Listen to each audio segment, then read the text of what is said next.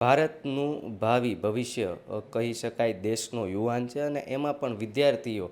જ્યારે વિદ્યાર્થીઓની વાત આવે ત્યારે હર હંમેશા આપણે એક વસ્તુ જોઈએ છીએ કે વિદ્યાર્થીઓ સાથે જે ગેરરીતિ થતી હોય છે પરીક્ષાને લઈને, એવી જ એક ઘટના જ્યારે સમગ્ર દેશમાં પ્રકાશિત થઈ છે કે નીટ યુજીનું જે પેપર લીક થયું ત્યારબાદની આ ઘટનામાં અવારનવાર આપણે સાંભળી રહ્યા છીએ કે દોષિતોને પકડી રહ્યા છે, કેસ શરૂ છે હજુ.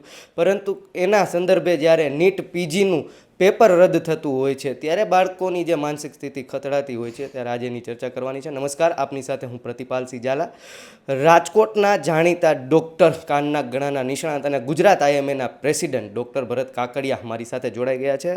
ડૉક્ટર ભરત કાકડિયા સર, પહેલાં તો આ સમગ્ર મુદ્દે આપણે જે ચર્ચા કરવા જઈ રહ્યા છીએ, આ મુદ્દો ખરેખર આપણે જોઈએ છીએ કે દેશમાં કેટલા સમસ્યા સળગતો પ્રશ્ન છે.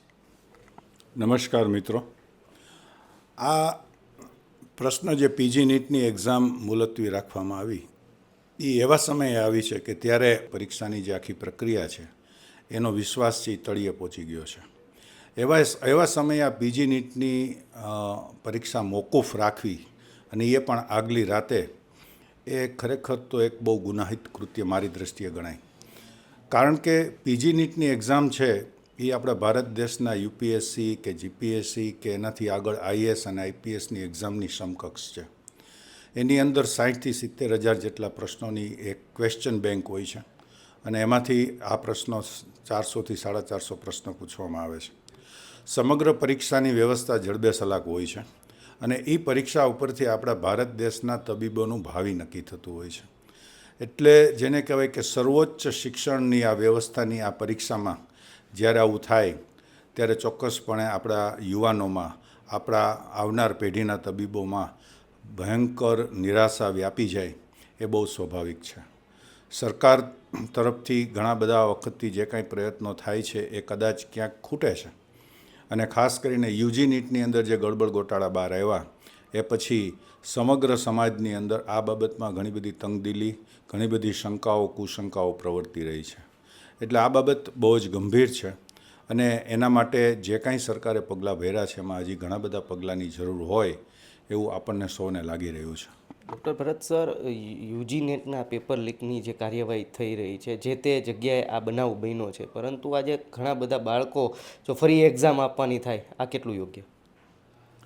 આ પણ બહુ ઘોર બેદરકારીનું પરિણામ છે.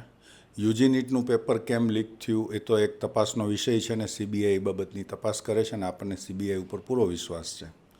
પણ જે વિદ્યાર્થીઓએ આ આખી પરિસ્થિતિ જેને સામનો કર્યો છે અને એમની સાથે જે વાલીઓએ સામનો કર્યો છે, એમાં જે પરીક્ષાર્થીઓએ સારા માર્ક્સ મેળવ્યા છે, સારી રીતે પાસ કર્યા છે, એમને ફરીથી આપણે એક્ઝામ આપવાનો જો પ્રશ્ન ઊભો થાય તો એ કેટલી હદે વ્યાજબી છે, એ આપણને કેટલું બધું ભારણ ઊભું કરશે માનસિક રીતે, શારીરિક રીતે અને આર્થિક રીતે, એ પણ એક બહુ જ ચર્ચાનો મોટો વિષય છે. પીજી નીટ ગ્રુપ ફાઇટ, એક રાજકોટની અંદર ગ્રુપ સક્રિય થઈ ગયું છે કે નીટ પીજીની ફાઇટ જે આપી રહ્યા છે, આ લોકભાગીદારીથી ગ્રુપ બન્યું છે. આ ગ્રુપની અંદર અત્યારે સતત સક્રિય થઈને એક જ કાર્ય છે કે આવો પ્રશ્ન ફરી ન ઉદ્ભવવો જોઈએ. શું માનવું છે આપનું? જે બહુ જ સાચી વાત છે. આ વખતે તો જે બનવાનું કાળ હતું એ બની ગયું છે, પણ આ વસ્તુ ઉપરથી સરકાર ધડો લે અને ભવિષ્યની અંદર પણ આ રીતે પીજી નીટ આગલી રાતે કેન્સલ ન થાય એ બહુ જ જરૂરી છે. એ આપણા વિશ્વાસ માટે પણ જરૂરી છે, આ પરીક્ષાની સિસ્ટમ ઉપર પણ જરૂરી છે અને આ સરકારની વિશ્વસનીયતા ઉપર પણ આ બહુ મોટો પ્રશ્ન છે. એટલે જે કાંઈ અત્યારે વાલીઓ અને વિદ્યાર્થીઓ આ પીજી નીટ માટેની જે લડત ચલાવી રહ્યા છે એની મારી સંપૂર્ણ ટેકો છે અને એ માટે જરૂરી પગલાં આ બાબતે સરકાર પોતાની નિષ્ક્રિયતા ખંખેરી અને વહેલામાં વહેલી તકે લે અને એક સરસ એસઓપી, સિસ્ટમ ઓફ ઓપરેટિંગ ચાલુ કરે એ અત્યંત જરૂરી છે. સર, આપ સોશિયલી અને આમ જુઓ તો લોકો સાથે જોડાયેલા વ્યક્તિત્વ છો. બાળકોની માનસ સ્થિતિ કેવી થઈ જતી હોય છે જ્યારે પરીક્ષા દેવાની સંપૂર્ણ તૈયારી થઈ ગઈ હોય, જ્યારે આગલી રાત્રે પોર્ટલ ઉપર મૂકવામાં આવે કે પરીક્ષા રદ થઈ છે, ત્યારે એ સમયે બાળકો અને ખાસ કરીને એમના પરિવારો ઉપર કેવી અસર રહે છે? મિત્રો, પરીક્ષા એ પરીક્ષા હોય છે, પછી એ પ્લે હાઉસની હોય કે નર્સરીની હોય કે હાયર કેજી કે લોઅર કેજીની હોય, એનાથી બાળકો અને વાલીઓ સતત ચિંતિત હોય છે. સાવ નાના ભૂલકા જે દફતર વગર પણ સ્કૂલે જતા હોય, પ્લે હાઉસ, નર્સરીમાં, એમાં પણ બાળકોને જ્યારે પરીક્ષા હોય છે ત્યારે એના વાલીઓને થોડીક ચિંતા રહે છે કે બાળક બોલશે કે નહીં, કેવું લખશે, કેવો જવાબ આપશે. કદાચ બાળકોને એ તબક્કે બહુ ટેન્શન નથી હોતું, પણ વાલીઓને તો હોય જ છે. તો વિચાર કરો કે જે પોસ્ટ ગ્રેજ્યુએશનની એક્ઝામ છે એમાં દરેક લેવલે કેટલું ટેન્શન અને તણાવ હોય એ તો આપણને બધાને એનો ખ્યાલ જ છે. અને એ સમયે આવી પરીક્ષા બિલકુલ રીતે છેલ્લી ઘડીએ કેન્સલ થાય એ કોઈ પણ સંજોગોમાં સ્વીકાર્ય નથી. સર, જે રદ થવાની હવે આ પ્રક્રિયાઓ થઈ રહી છે તો એનું કાંઈ વૈકલ્પિક રૂપ ખરા? આપ શું માની રહ્યા છો? હા, હું મારા સમયની વાત કરું, હું 35 વર્ષ પહેલાં પોસ્ટ ગ્રેજ્યુએશનની એક્ઝામ મેં ફેસ કરેલી. તો ત્યારે આખી સિસ્ટમ છે યુનિવર્સિટી પૂરતી મર્યાદિત હતી. અને એમાં જ્યારે હું ગુજરાત યુનિવર્સિટીમાં હતો એટલે અમારે ત્યારે 2 કોલેજ હતી, બીજે મેડિકલ કોલેજ અને NHL મેડિકલ કોલેજ, એટલે કે VS હોસ્પિટલ. અને એ બધા થઈને લગભગ 250 જેટલા વિદ્યાર્થીઓ આ પરીક્ષા આપતા હતા.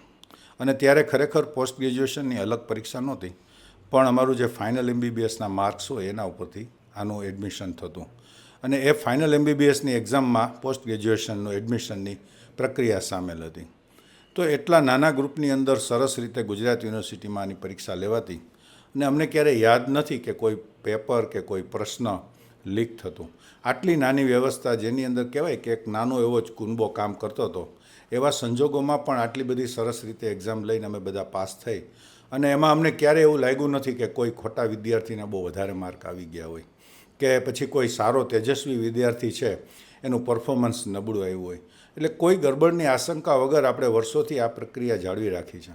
પણ જ્યારે સરકારશ્રીએ નિયમ કર્યો કે સમગ્ર ભારતની અંદર એક સરખી પરીક્ષાનું, બહુ સારા આશયથી ચાલુ કર્યો છે, પણ જ્યારે ભારત દેશની વાત આવે, દુનિયાનો સૌથી વિરાટ મોટો વસ્તીની દ્રષ્ટિએ આવડો મોટો દેશ, અને જ્યારે લાખો સંખ્યામાં વિદ્યાર્થીઓ હોય અને એની આખી જે સિસ્ટમ છે એમાં ક્યાંક ને ક્યાંક મને એવું લાગે છે કંઈક આ અત્યારના જે બધા આપણે સાયબર ફ્રોડ્સ થાય છે એવો પણ ક્યાંક ફ્રોડ એમાં સંકલાતો હોય અને સંકલિત થતો હોય, અને ક્યાંક લોજિસ્ટિકમાં કે ક્યાંક કોક લેવલે ચૂક રહી જાય છે.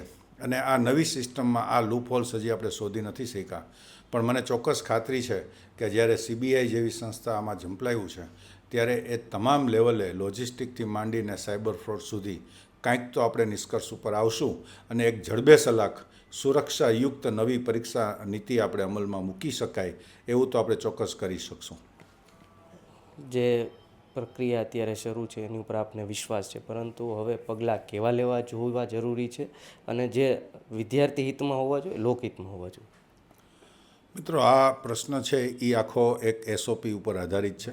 અને કેન્દ્ર સરકારની સજાગતાના હિસાબે હમણાં જે આના પરીક્ષાના જે આખું સિસ્ટમના જે મેઇન વડા છે એની તાત્કાલિક સસ્પેન્શન અને નવા વડાની નિમણૂક થઈ ગઈ છે. જૂના જે લોકોએ આ પરીક્ષા સિસ્ટમમાં હતા અને રિટાયર થઈ ગયા છે એમની પણ એ લોકોએ સેવા લેવાનું નક્કી કર્યું છે. અને ડૉક્ટર અભિજાત શેઠ છે એમને આ બાબતની જવાબદારી સોંપી છે. નવી SOP, નવી ગાઈડલાઇન્સ હવે એ લોકો અમલમાં મૂકવાના છે એવી મારી પાસે માહિતી છે. વિશેષ અત્યારે કોઈ માહિતી આપણને પ્રાપ્ત નથી, પણ એવું લાગી રહ્યું છે કે સરકાર આ બાબતમાં હવે જાગૃતતા અપનાવી રહી છે. અને PG NEETનું જે આ ગ્રુપ આપણે બનાવ્યું છે રાજકોટની અંદર, વાલીઓનું અને વિદ્યાર્થીઓનું, એ પણ એમની ઉપર પ્રેશર લઈ આવશે અને એક સારું પરિણામ આવશે. એના માટે આપણે બધાએ રાહ જોવી પડે એવું લાગે છે. NEET PG ફાઇટ ગ્રુપને પણ ડૉક્ટર ભરત કાકરિયાએ સમર્થન આપ્યું છે, અને જે રીતે અત્યારે સરકાર કાર્ય કરી રહી છે તેની પણ ક્યાંક એમને વિશ્વસનીયતા છે, પરંતુ સિસ્ટમમાં SOP બનવી ખૂબ જરૂરી છે.